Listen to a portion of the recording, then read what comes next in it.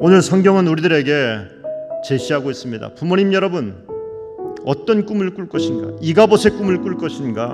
아니면 사무엘의 꿈을 꿀 것인가를 우리들에게 제시하고 있습니다. 자녀 여러분, 사무엘의 길을 갈 것인가? 아니면 이가봇의 길을 갈 것인가를 선택해야만 합니다. 사사기 시대를 살아오면서 저들의 소견에 옳은 대로 행하였더라라고 기록했던 사사기 기자의 이야기처럼 이스라엘 역사 속에서 점점 하나님의 영광이 이가봇 떠나버리고 있었습니다.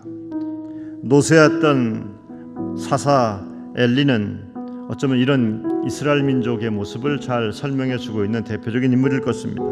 한때는 상당히 용맹했던 전사였을 것입니다. 그러나 이제는 눈도 멀고 몸도 가누지 못하는 98살의 노인이 되어버리고 말았습니다.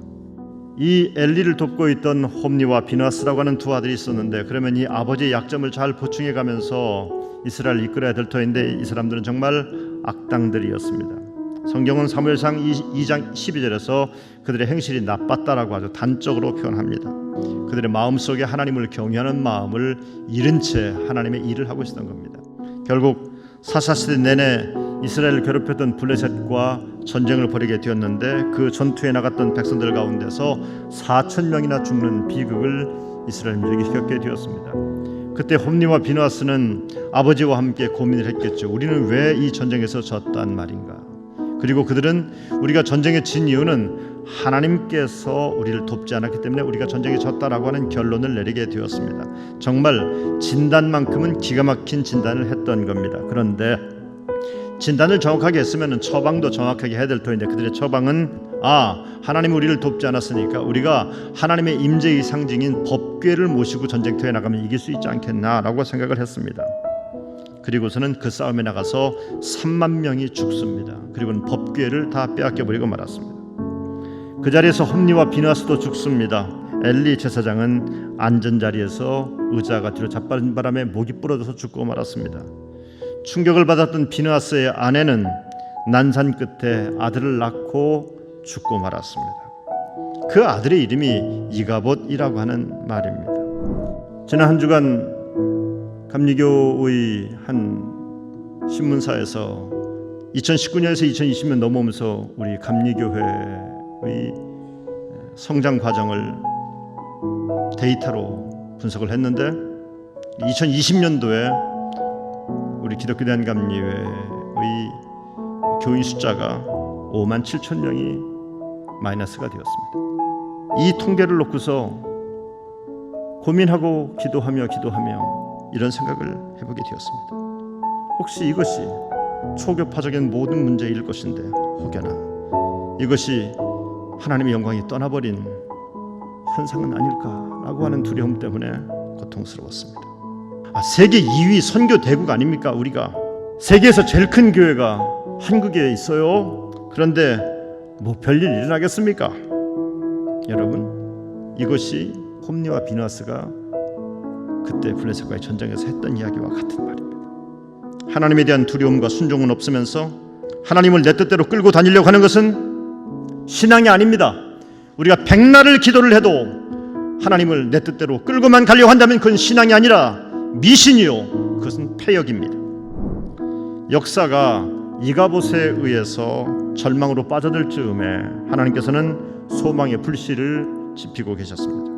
그것도 슬픔으로 몸부림치고 있는 한 여인의 기도를 통해서 하나님은 소망의 불을 피우고 있었습니다. 아기를 낳지 못해 쓰라린 고통을 앓고 있는 한 여인의 기도로부터 시작된 이야기가 사무엘의 이야기입니다.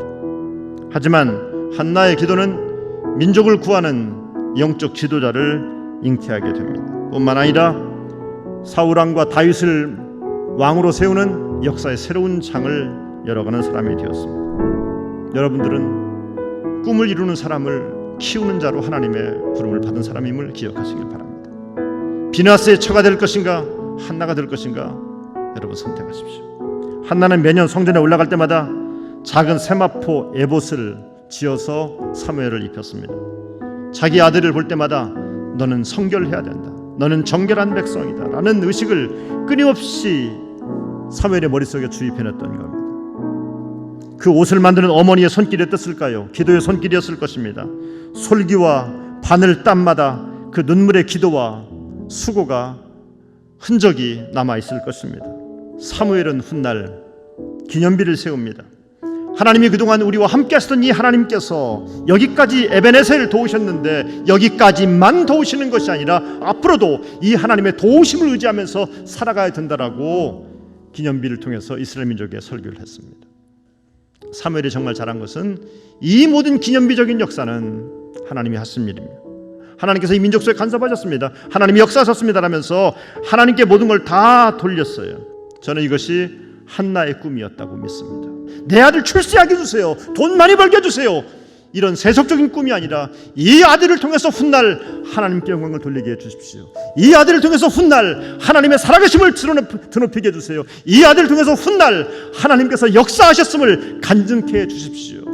이것이 한나의 꿈이었습니다. 그 꿈은 사무엘을 통해서 고스란히 현실로 이루어지게 되었습니다. 사랑하는 성도 여러분, 오늘 어버이 주일입니다. 여러분의 자손들을 통해서 한나의 꿈이 펼쳐지게 되길 간절히 바랍니다. 우리 자녀들이 새벽 이슬 같은 헌신자로 살게 해주십시오. 우리 자녀들이 하나님의 영광을 훗날 드높이는 하나님의 살아계셨다는 것을 간증하는 자손들이 되게 해달라고 기도하는 한나의 꿈을 꾸는 부모님들 다 되시기를 주님의 이름으로 축복합니다. 기도하겠습니다.